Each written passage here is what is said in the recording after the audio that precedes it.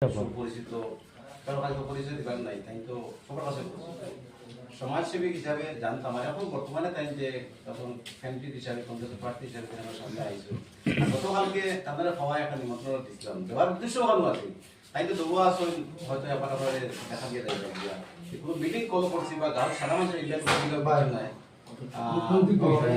গতিকে সারা বছরের পরে নিমন্ত্রণ করা হইব, মিটিং করা হয় করবো আমরা। পরবর্তী রইল উপস্থিত আজকে দিন খালি আমরা যুবক যারা আছে, আমরা একটা কমিটি আছে, আমরা গ্রামের যে কমিটি আছে যেটা আছে সবটার নাম কিন্তু আমরা শিবর্চক যুব পরিষদ যারা লিডার সকল আছেন বা যারা কর্মকর্তা সকল আছেন যারা এরা লাগে পরিচয় করবার লাগে আমাদের আজকে কল করা হয়েছিল। আর বাকি তাই তখন মাত্র আপনার মাতি পাবে।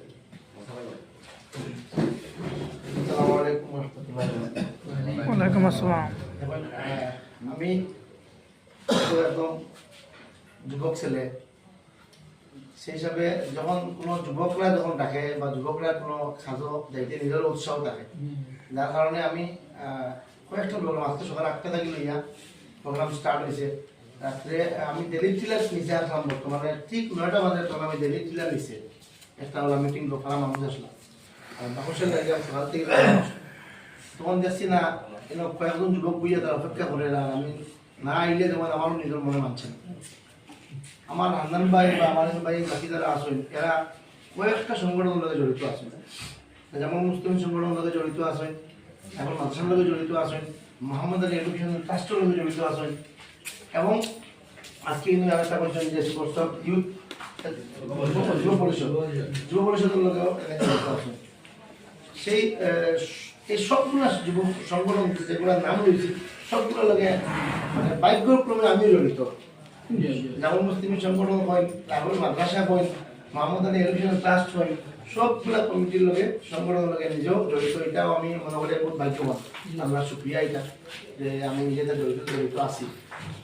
আর গতকালকে আমরা আগামীকালকে একটা পরিকল্পনার লাগে আমরা এখানে হয়েছিলাম ওয়াকফ বিল বিরুদ্ধে আমরা একটা মানে টেস্ট করার লাগে।